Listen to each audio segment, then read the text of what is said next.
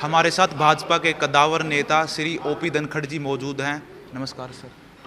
धन्यवाद। भाजपा जिस प्रकार अपने 400 पार के नारे के साथ इस बार मैदान पे है, तो आपको लगता है कि हरियाणा ने जिस बार पिछली बार 10 की 10 सीटें भाजपा को देने का काम किया था, इस बार भाजपा हरियाणा में कितनी सफल होगी? बिल्कुल 10 की 10 सीटें मिलेंगी। मैं दिल्ली का प्रभारी हूँ, साथ की साथ यहाँ मिलेगी। 400 पार में 17 का योगदान हम करने वाले हैं।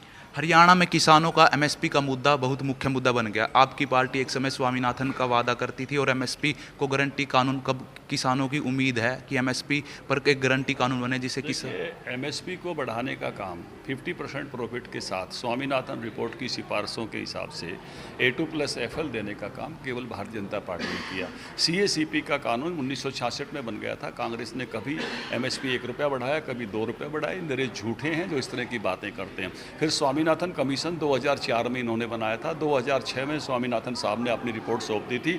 8 वर्षों तक अपने पैरों के नीचे दबा के बैठे रही कांग्रेस पार्टी। स्वामीनाथन रिपोर्ट को इम्प्लीमेंट करने का काम किया तो भारतीय जनता पार्टी ने किया।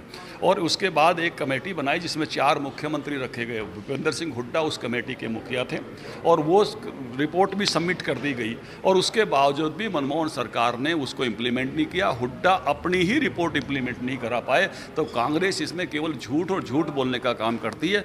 एमएसपी पे खरीद बीजेपी करती है और एमएसपी बढ़ाने का काम बीजेपी ने किया। और हरियाणा में तो हमने भावांतर भरपाई भी शुरू की। अगर किसी फसल की खरीद एमएसपी पर नहीं कर पाते हैं तो एमएसपी और उसके बीच का गैप भारतीय जनता पार्टी की सरकार देती है।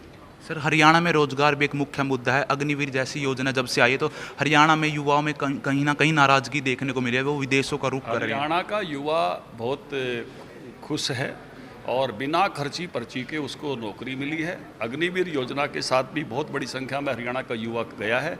ये कांग्रेसियों की अपनी सोच है। और अभी ये एक अपने घोषणा पत्र में एक लेके आए हैं 1 साल की अप्रेंटिस। युवा अग्निवीर में तो 4 साल दे रहे हैं, अच्छी तनख्वाह भी दे रहे हैं, ट्रेनिंग भी दे रहे हैं और उसके साथ साथ वापसी पर कहीं ना कहीं प्लेसमेंट की बात कर रहे हैं। कांग्रेस उसका भी 1/4 चीज़ अभी लेकर अपने घोषणा पत्र में आई। पढ़ा आपने?